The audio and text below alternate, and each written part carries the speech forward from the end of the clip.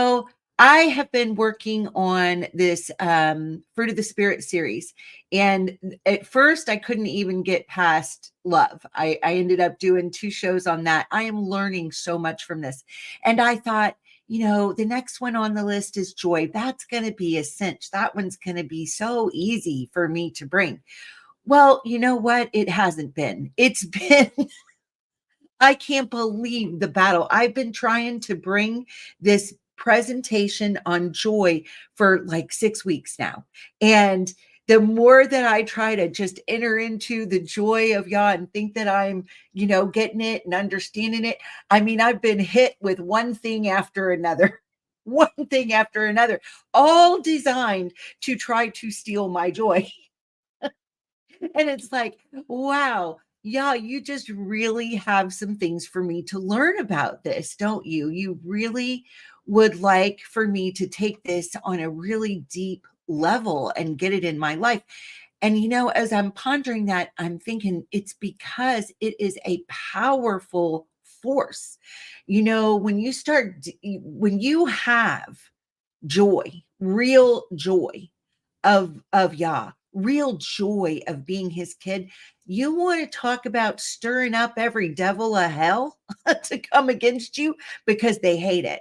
Those who don't have it and don't have that kind of relationship, and yet they've got money and they've got this thing in their life and they've got this thing, and maybe they're prettier and maybe they're thinner and maybe they're this, that, or the other, right?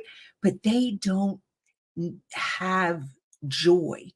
Boy, they see it in you. And people that are more in, like, you find it in religious circles, but people that are not walking that yada relationship, but instead are more puffed up with religiosity, right? And so they compare where they're at to where you're at, and it really pisses them off that you have this joy, this like bubbling up out of your ruach, and it's there day in and day out, and things can't steal it from you no matter what they try to do to you, right? It's a wonderful dynamic force, and I'm so grateful for it. So I've got my presentation. I'm going to add it to the screen, and let's just go through and let me share with you what Yah has shown me thus far about living in the dynamic of joy. So back to like this, the scripture that I've surrounded everything on, right? This is the scripture that this whole series has been built on.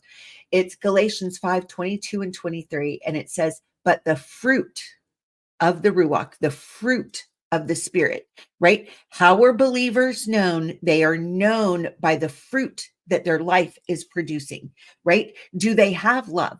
Do they have joy? Do they operate in a spirit of peace and of long suffering? Are they gentle? Right? Does their life produce goodness? Does it produce faith? Are they meek in the way that they deal with others, or do they come down with a strong hand, right? Do they have temperance, right, which is self-control? Are they able to control when they are angry, or are they just screaming their heads off, right? So it says, against such there is no law put in place, right? This is how we are able, everybody goes, well, the common thing of today is, well, don't be a judge, don't judge this, don't judge that. Well, to be a judge implies that you have the power to pass a sentence on someone, right? Now, I don't have that power in my life, right? I don't have the power to pass sentence on anyone. The only one I know that has power to pass a sentence on someone is Yah himself, and he will, at his timing, in his perfect ways, how he chooses to deal with whoever, whenever, however. Vengeance is his, judgment is his, right? We as humans really don't have that power. However, I am a fruit inspector. And I can tell when there is noxious, toxic fruit, or when there is life-giving fruit that is dynamic in its power and force in the kingdom of light, right? And that's what I'm looking for when I've got to differentiate and say, where is someone at? Right? I'm looking for good fruit. All right. So evil is evil. It doesn't have a religion. It uses religion. It means I don't care where you go, what religion you can be in, you can find evil and narcissism, especially religious narcissism is something that we've got to be on the lookout for today. And these are people that do not have joy, right? And so fruit inspection, when you're trying to figure out who someone is, do they have real joy of the kingdom, joy in their salvation, joy with Yeshua? So one of the first, this verse got added into my presentation as I've experienced some things as I've been trying to do this presentation about joy. So this is the one Yah brought to mind for me to end up starting with, and it is James 1, verse 2. My brethren, all right, brothers and sisters, body of Yeshua, count it all joy when you fall into diverse temptations. So I had to look that up and say, okay, what are we looking at? So the first thing, joy, the word in Greek, we're in Greek right now, is kara. It is a calm delight. It's not I just won the lottery. Joy is a different dynamic, right? It's not related to outward conditions. It's an inward condition. So that's the first thing. It is a calm delight within the soul, right? So diverse, right? Diverse temptations, diverse pokilos. It means it can be of all various sorts, right? My brethren, count it joy, a calm delight when you fall into various, and the word is temptations, but when I looked it up in the Greek, it's perosmos. It means like a trial of your faith, a head-to-head confrontation with a very evil experience, right? You've had to come face to face with something very evil. You've been a provocation has been sent your way. Adversity has been sent your way. Adversity to that inner condition, adversity to your faith, adversity to your walk, right? The things that are meant to trip you up. Okay. So one of the things why I think this is extremely important is the day of Yahuah is a time period that this time period is described as a day like no other, right? I believe that we are at the precipice of this, that this is what we're going to be entering into, and people are going to blow our minds. People that we thought were one way, we're going to find out we're not. Those that we thought were believers, we're going to find out they weren't. People that are going to come in and we're going to thought they were hellions of the world, and we're going to find out that they have a heart for Yah, and they're going to fall on their knees and they're going to repent. I mean, things are going to switch around. This is going to be the wildest ride we have ever experienced, right? And so this one verse out of Joel chapter 1, verse 12, talks about this time period of the day of Yahuah. It says the vine is dried up, the fig tree languishes. Right now, all these things are always representative of people and people within the body, right, of Yeshua. The vine is dried up. This is talking about the grapevine, right? The fig tree languishes. Remember when Yeshua saw the fig tree that was not producing fruit, and the husbandman, asked, well, let's give it. It had been 3 years, and the husband said, can we give it one more season? Can we just give it one more chance to get engaged and start producing fruit? And so it was given that latitude, but with the condition that if it doesn't start producing fruit, it's going to be removed, ripped up, and thrown away, because it is using up nutrients that could be used to produce fruit in a different plant. right? This is, and we've got to understand these parables. This represents how people are dealt with, right? It says the vine is dried up, the fig tree languages, the pomegranate tree, the palm tree also. Now, I've talked about the palm tree quite a bit, and the palm tree is an amazing tree because it's the tree that can withstand the heaviest of winds. And yet it's saying here in Joel that the day of the Lord, even the palm tree that has withstood the winds previously is going to have trouble. And the apple tree, even all the trees of the field are withered. It means this time period's going to literally suck the life out of you, right? Because why? Why is it going to suck the life out of you? Because joy is withered away from the sons of men. It's talking about a time period descending where joy is not really prevalent. It is going to be a rare characteristic. Okay. And if this is going to be a rare characteristic, this means it is a very important characteristic for us to get deep on the inside of us. All right. So I've really enjoyed all my work with Tammy Sorensen. She is a wise, wise woman, and I am learning so much from her. And I'm so grateful that as we're entering this kind of time period coming up on the horizon, my work with a very wise woman who is grounded and has spent her life serving and ministering to Yah and to people. And she's sharing that wisdom with me and with others as we bring forth presentations together. So I have a Tammy Sorensen quote. I'm sure if you've watched my stuff before, you may have already seen this quote because I've used it a couple of times because it's blown me away, right? So Tammy said to me one day in one of our presentations, the strongest resonating frequency in a room causes lesser resonating frequencies to come into alignment. This is the quantum law of resonance, right? So this gives me hope.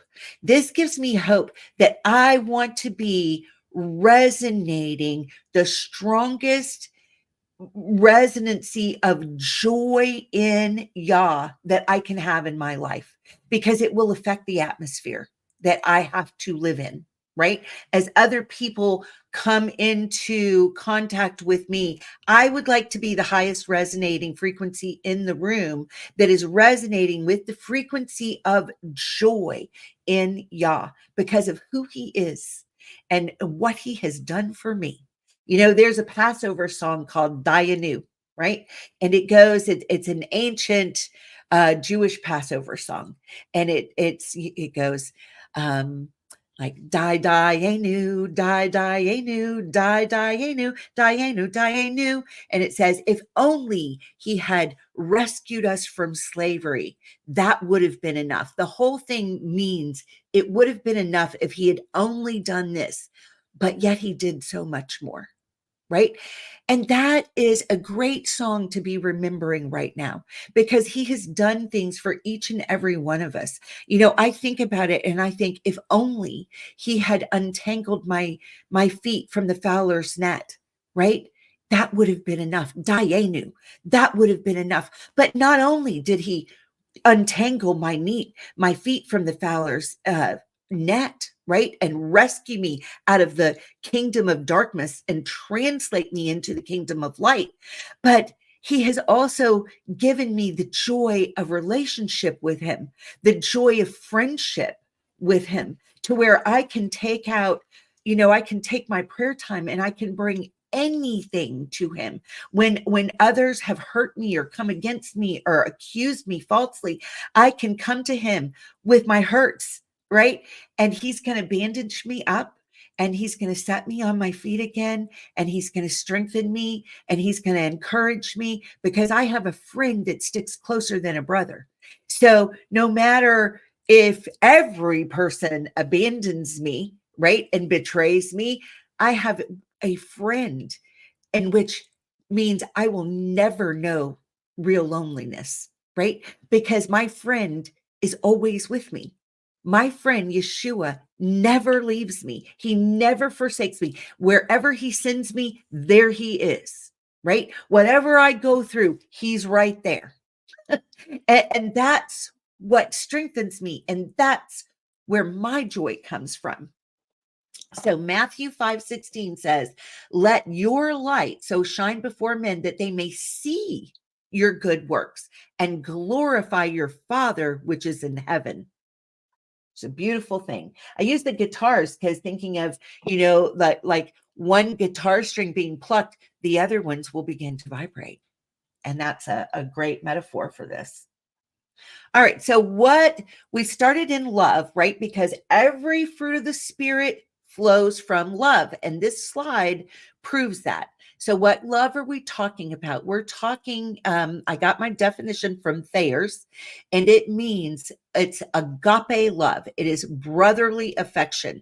It is affection for one person in the body of Yeshua towards another person in the body of Yeshua, right? It is having goodwill towards another. It is love. It is benevolence, which means you're gracious, right? You're kind. Okay. It is all about love feast, being able to fellowship together. It's from a word that means to love or be loved. Okay. That's what agape is. So in Galatians 5:22 through 23, which is what we read on the first slide, it goes through what are these nine fruits, right? Of the Spirit. In 1 Corinthians 13, 1 through 7, we are shown that every single one of the fruits, that love is where they come from. Now, when I talked about love in the first two presentations I did, I really, I went into explaining love is not an aspect that Yah has. Love is who he is, right? It's not, he doesn't have a measure of love. He is love. He is love being poured forth, right? So let's look at what First Corinthians says about how these fruits spring forth from his love. So love does not seek her own. It's not selfish or self-centered. So there's our first one, right? It enables you when you start getting this Yeshua-centered love flowing from your heart. It starts working through you, right? And becomes an aspect of your character.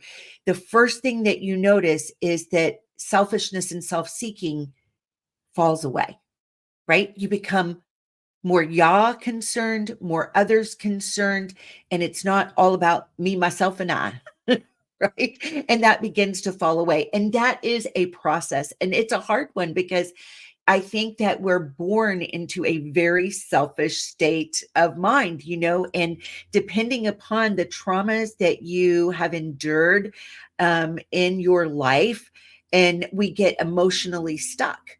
And when we get emotionally stuck due to trauma, we don't emotionally progress past being that selfish and self-centered person to where the whole world revolves around us. So we have to bring that to Yeshua right where we are. And I'm speaking from experience, because that's where I noticed I started. I've had to battle, and it's not that I'm done battling that, but I have seen it get reduced. The more that his love fills me, the more that my own self-centered nature, selfish nature gets tamped down, gets eradicated, gets thrown away, gets put away, because he increases and I decrease. That's what happens with that love, as his love really starts permeating your heart and your being and who you are.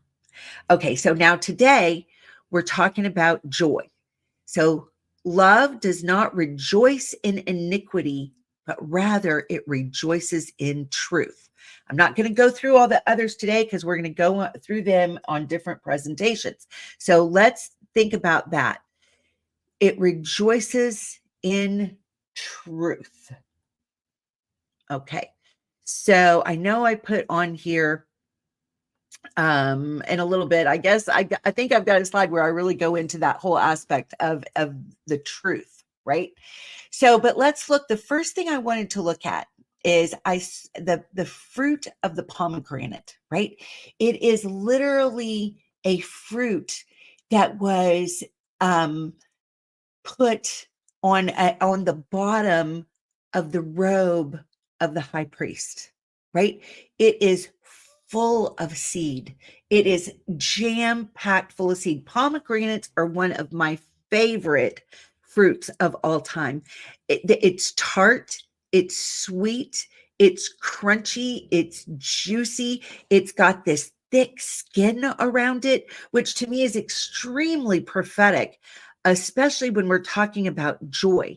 Because if you want joy to flow from your heart, you're going to have a really thick skin, because you can't allow your joy to be affected by the things of this world, by circumstances. It has to be something that is deep on the inside of you. And so to have the fruit of joy in your life, it comes with having a thick skin.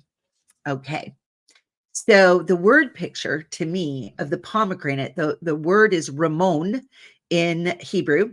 It is a resh, a mem, a vav, and a noon.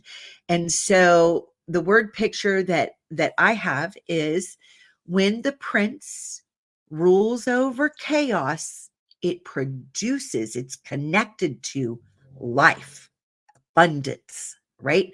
So the Greek word for joy in Ephesians is chara. The root or related action word is described in Strong's as chairo. It means to be calmly happy or well off, right? It's that inner peace that I was talking about. So Romans 12:2 says, and be not conformed to this world, but be ye transformed by the renewing of your mind, that ye may prove what is that good and acceptable and perfect will of Elohim, right? So all this stuff, our joy level really is dependent upon what we allow to go on right up here. I mean, it's in the thought life. So many things that have to do with our health and well-being are really dependent upon our own thought life and how we choose to handle things. So I love this verse out of Song of Solomon. Song of Solomon to me is a beautiful love letter between the bride and the bridegroom. It is absolutely gorgeous. Song of Solomon 4:3. This is Yeshua describing his bride. He says, your lips are like a thread of double dipped scarlet. Can you imagine eating the fruit of this juicy red pomegranate and having that all that seed and fruit and juice, and it turning the lips red, right? And your speech is comely. It means the things that come out of your mouth are good. They are edifying. They are kind, right? They are gentle. They are meek. Okay. This is how we know who the bride is. Your temples are like a piece of pomegranate that can be seen through your veil. So when I thought about that, I thought, well, what happens if you cut this pomegranate open, right? And it's spread. It could be like the cheeks of the modest bride, representing purity. Purity of the thought life brings joy. Evil hates this kind of joy because they want to corrupt, make you all disturbed in your mind. So here's another one. It's talking about the robe of righteousness and its connection to joy. Okay. So Isaiah 61:10 through 11 says, I will greatly rejoice in Yahweh. My soul shall be joyful in my Elohim, for he has clothed me with the garments of salvation. He has covered me with the robe of righteousness, as a bridegroom decks himself with ornaments, and as a bride adorns herself with her jewels. For as the earth brings forth her bud, and as the garden causes the things that are sown in it to spring forth, so Adonai Yahweh will cause righteousness and praise to spring forth before all the nations. See, he's planting these seeds in our heart, right? As we spend time with him, he is the great gardener. He is working the soil of our heart to make sure that it is good ground where the seed of his good word can go in, and then he sends water upon it, and he shines his light upon it, and it causes that seed to break forth and to bud forth and to be to just propagate in our life and to make this beautiful garden that's all for him and his use, that feeds so many, right? So the word picture that I saw is my robe of righteousness causes my waters, right? My emotions. I always look at that as like the emotions, to see and behold the working hand of the strong shepherd in my life, right? He is busy pulling out roots of bitterness, right? Roots of disappointment. Anything that had got planted that has made the soil of my heart rocky, that has made it not good ground. He is working on the soil of my heart constantly to get it to be good ground so that he can plant good seed and it'll produce good fruit. This is what my prayer time is about. This is what my Bible time is about. This is what my life is about, as I work out my salvation with fear and trembling, and obstacles are thrown my way. This is why he tells us to count it all joy. Every single obstacle thrown our way is an opportunity to overcome and to become stronger in him. And we have to look at it that way. Otherwise, it's too much for us. So joy is a choice. It is absolutely a choice. No matter what's coming at you, choose joy. My soul shall be joyful. Joyful. Gil, right? It is a gimel, it is a vav, and it is a lamed.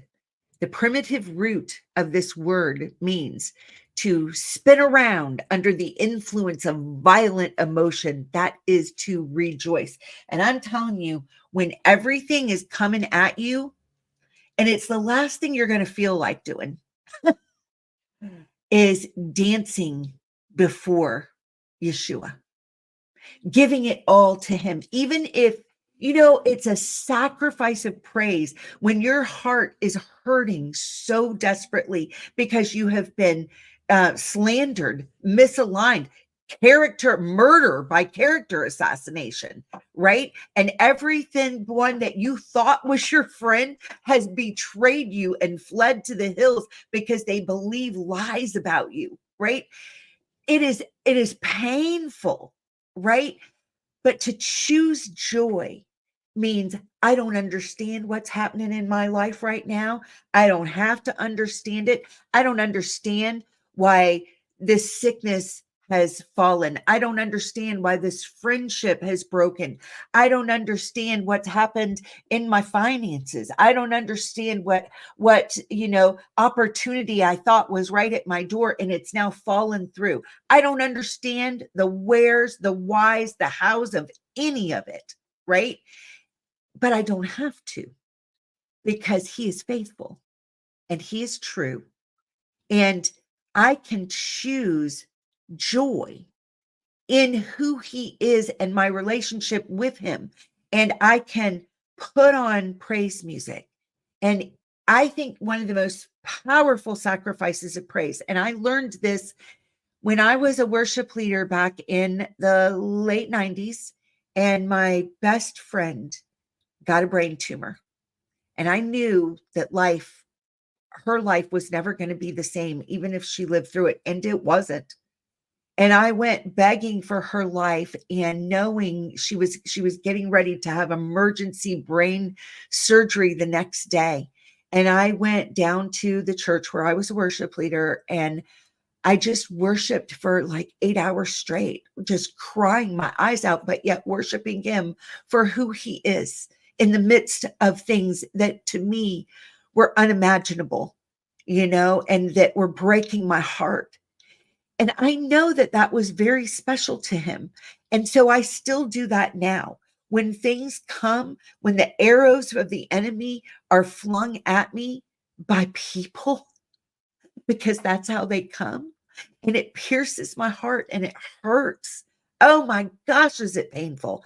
Yet it is so powerful to lift up my hands and say, Yahusha, there is none like you. You are the giver of life. You are my reason for joy. It is so powerful to do that. So I hope that that helps somebody, and that if you're going through something like that, that you can see the opportunity to turn that thing around and allow him the joy of Yah to become your strength in the midst of whatever your situation is. Okay, let's continue on. Psalm 84, 1 and 2. It says, how amiable are your tabernacles, O Yahweh Zavaot, right? The captain of the host of all the angel armies. My soul longs, yea, it even faints for the courts of Yahweh, right? And that's how it feels sometimes. There's nowhere I'd rather be. I am not desperately holding on to this life. I want to finish my commission. I want to finish my assignment. I want to complete whatever task he's given me to complete on this earth. But my soul is longing to be with him. My soul is crying out for deliverance from this flesh body and this world that has become so corrupted, and to where you don't know who people are. You just do not know, right? You have no idea whether someone's real or not real. I think that the day of the Lord is going to prove that out. I think that we're going to be really starting to see the distinction of who was playing at being a believer and who really is. I mean, the light's going to shine and we're going to know, that's what I believe. But my soul longs, yea, it even faints for the courts of Yahweh. My heart and my flesh cries out for the living El. To cry out is Ranan. It is a resh nun. Okay. And the Brown Driver Briggs says it is something that means we're overcoming. We're shouting for joy. To cry out in this way is to shout for joy, right? And it's shouting for joy at what we cannot see, at what we cannot feel, right? Yeah, it's something we can't hear it, we can't feel it, we can't see it. It's the unseen realm of promise of his kingdom. And I'm crying out for that because I believe it, because it's real, right? And it helps me. This is my shout of joy, is what's going to enable me to overcome this world, the devil, and all his little minions, right? 1 Corinthians 13:6.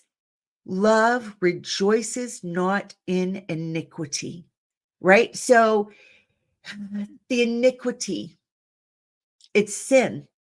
I don't rejoice in sin and in things that are sinful, but I rejoice in things that are true. I don't rejoice in lies. I rejoice in truth, right? An examination of the Greek words, a fuller meaning of this verse is, love is not gleeful when injustice takes place, but it congratulates another's joy. It rejoices with others' victories over injustice. Love rejoices with another when they have a victory of overcoming. This is spiritual maturity, and this is fruit of the Spirit. Evil, those who are practicing evil, they cannot do this. Only the righteous are able to know and experience this kind of joy in truth. Emet is the Hebrew word. It is an aleph, a mem, and a tav, right? The aleph and tav, truth. Chaos is in the middle of the aleph and tav. But what is it saying? The aleph and the tav rules over chaos, right? It can crush chaos. Aleph and tav takes what was chaotic waters and gives it living water. And that's what truth is. Truth is the strong leader ruling over chaos by his covenant promises. Chaos will not win. He takes it and smashes it until it becomes a living water, a river that you can swim in, that refreshes, a living water from his throne room. This is truth. So most of the world cannot distinguish between joy and happiness, because joy is not happiness. Happiness is usually connected to our circumstances, which means it is directly in the control of or controlled by other people and their choices. Our family, our friends, our leaders, people in our congregation, people at our job, right? Our boss. These are the things, other people, right? What happens in their lives, whether they're healthy or sick, whether they're mean or kind, right? So that's happiness, okay? It's not joy. So it also means it's controlled by events that we have no control over, like events that take place in our lives, such as buying a new house, a car, a new job, loss of that house, that car, that job, births coming, deaths happening, loss of relationship, false accusation, lies other people might decide to tell about you, deceit, betrayal, your good health or your lack of health, right? All of those things can be, oh, I'm happy about this. Oh, I'm sad about that, right? It is very up and down. Those are the waters of life. Those are the waves of humanity that we ride. It's up, it's down, it's up, it's down. And happiness can be reflected in those things. But joy can't, because joy is not dependent upon our circumstances, but on our relationship with the one who is over our circumstances, the one who helps us through every circumstance that may arise in our life. And that one is Yeshua. So I was reading a book by an author I really like. His name is Philip Keller.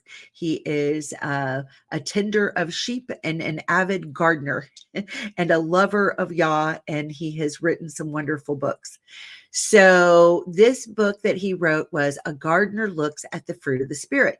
And this is what I saw in his book. Joy is one of the grand attributes of God himself. It is an integral part of his character. Joy runs like a sparkling stream of great goodwill through his makeup. Known as the God of all joy, he rejoices in all his own accomplishments. He is joyful in his own delectable character. When we discover for ourselves that God, our Father, really is like this, it endears him to us in a delightful way. He is not an august, austere, awesome judge standing aloof and apart from us in the agony of our human anguish. He is the one who yearns over us, longs for us, searches for us, and when we are found, enfolds us to himself with inexpressible joy.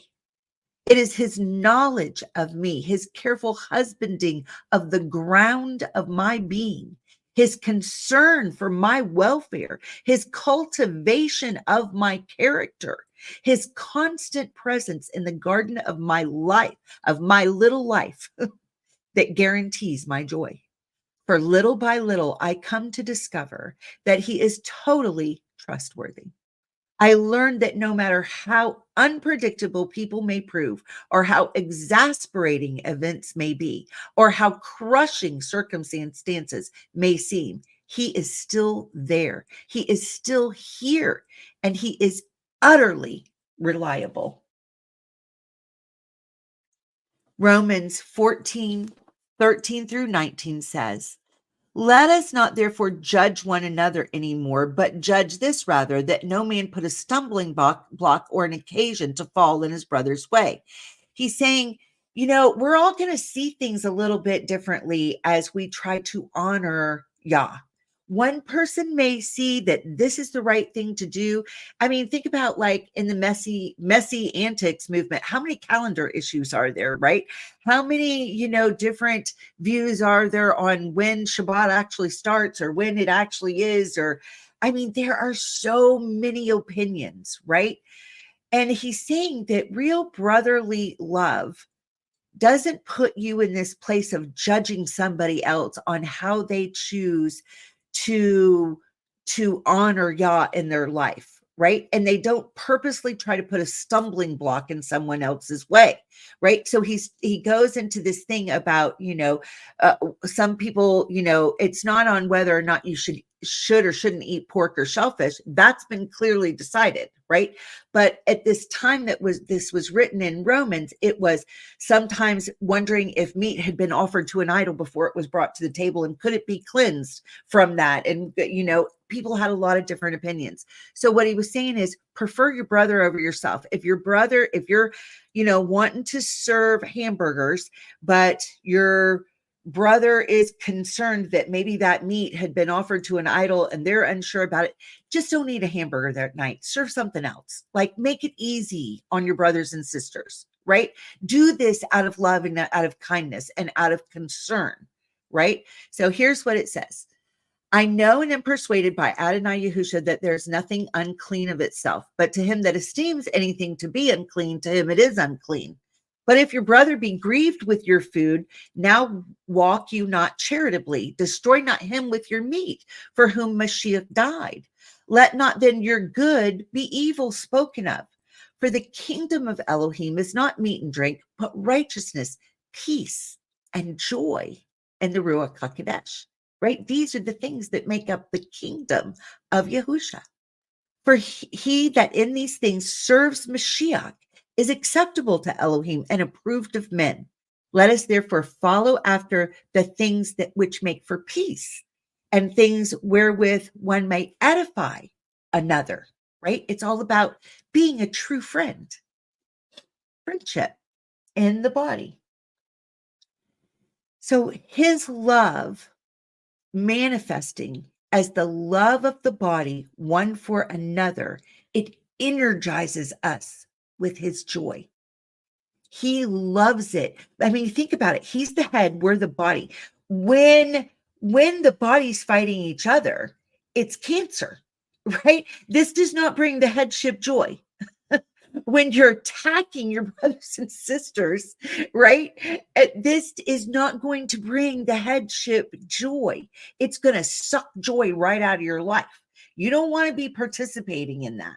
It's not good, right? But it's his love manifesting as the love of the body, one for another. It will energize your life with his joy. It is joy that manifests as kingdom purpose. We've got something to do. We can do this together. We can reach a lost and dying world. We can make a difference in somebody's life in our joint efforts of exalting Yah, of bringing joy to Yeshua. By reaching out, he said there's a great harvest, right? But the workers are few, right? So when we're able to love one another, work together for his kingdom purposes, Joy is an absolute manifestation of, I mean, what happens. It's a natural manifestation to kingdom purpose living. Joy is translated as alive with opportunity. Joy of experiencing a completely different dimension, a new song in your life, right? When we're really working together and we're loving one another, right? And we have the ability to learn how to sing a new song. It changes our voice print. It's an amazing thing. All right. One more quote from A Gardener Looks at the Fruit of the Spirit by Philip Keller. It says, the person who permits God and Christ by his spirit to come sweeping into his spirit is overwhelmingly surprised by joy. The sweet, gracious, generous spirit of the Lord enlivens him. The very mainspring of life is touched. The quickening influence of the divine presence permeates the entire person. A diametrically new, dynamic dimension of living pervades the life so that the whole of the soul, the mind, the emotions, the will, as well as the body, our physical makeup, come alive to the gracious spirit of the risen Christ, right? The one who defeated death, hell, and the grave, now resident within. This is to know the government of God, his rulership, right? In my life, to actually experience the control of Christ in my conduct and my conversation. It is to sense the sovereignty of the Spirit of God, bringing order out of confusion, direction out of despair, and joy out of despondency. This joy is not that of selfish self-interest in who I am. Rather, it is the joy of knowing God at last and realizing that he knows me. He knows every thought. He knows every look. He knows every intent. He knows it all. Nothing's hiding from him, right? It lies in the serene surprise of how generous and joyful is his presence.